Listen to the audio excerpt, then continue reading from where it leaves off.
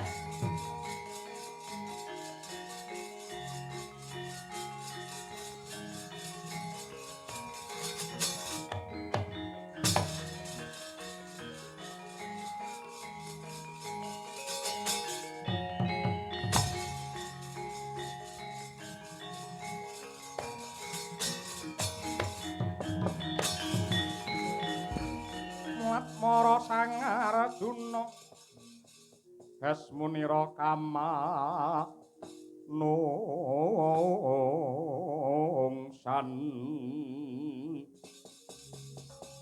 sawangnya gendreh memanis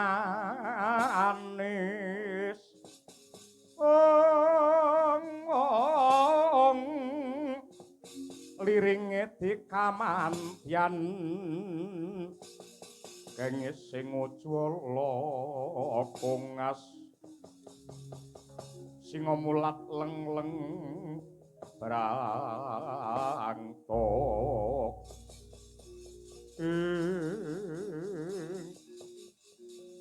Kakang Badranaya wiwit kuncung nganti gelung kedhi wrihatna Lambudidaya netepi darmaning kasatriyan kanthi sak becik-becike ning yogene palungguhan iki aku lan kadang-kadang Pandhawa nemain lakon sing paite kaya ngene peteng dedet kaya ora ana sulaking pepadang Kakang.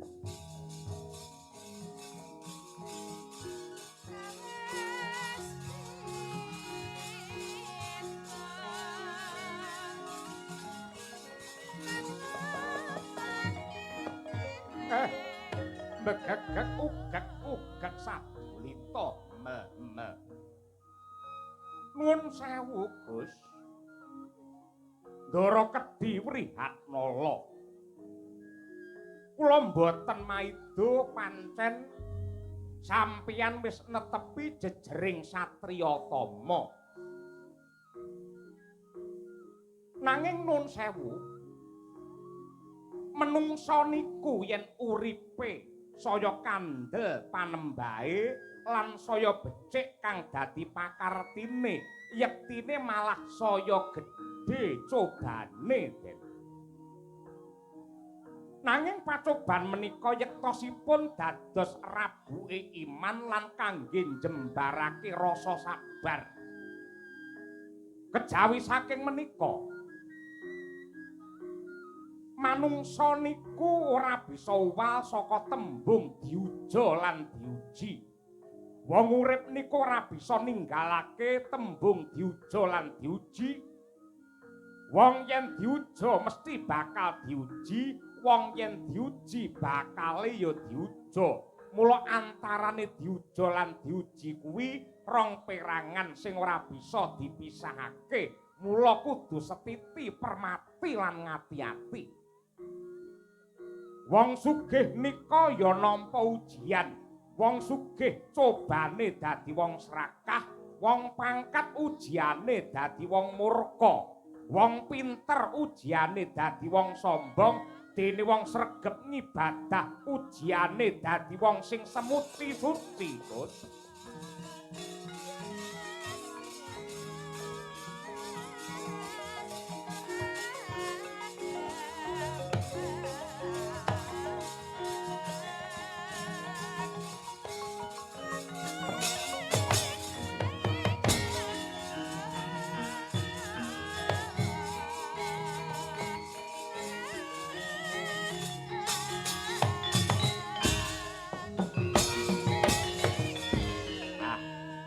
Mboten wonten ginanipun sampeyan ngetuni lakon ingkang sampun kelampahan.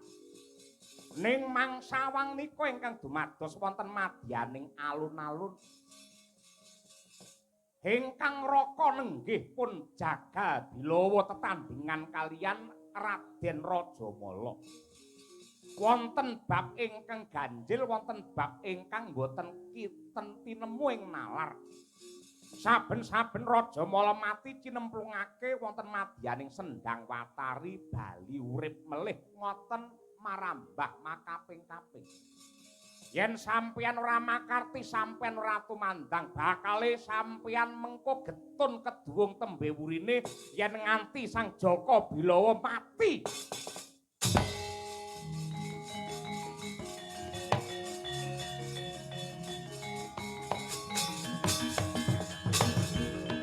Banjur palungguhan iki apa sing kudu ndak tindakake?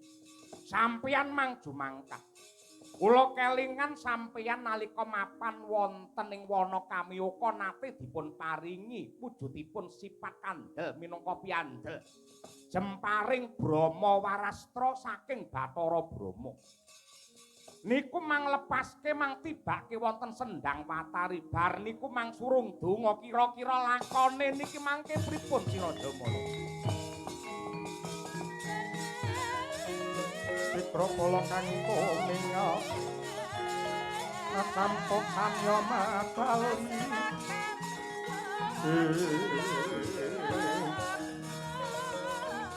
lerpat betrilopeng kokok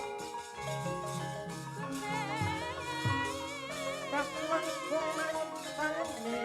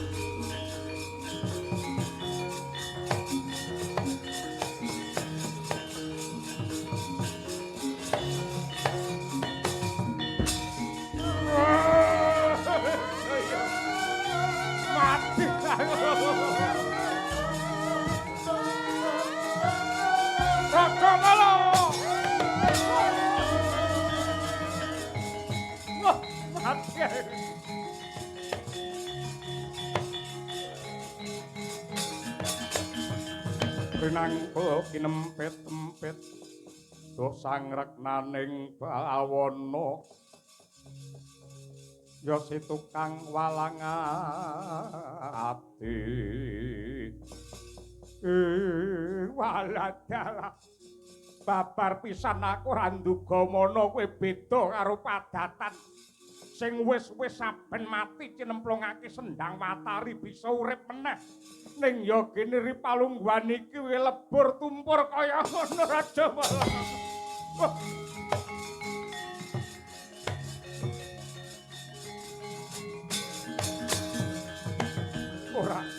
Ora. Aku ora bisa nampa kanyatan iki.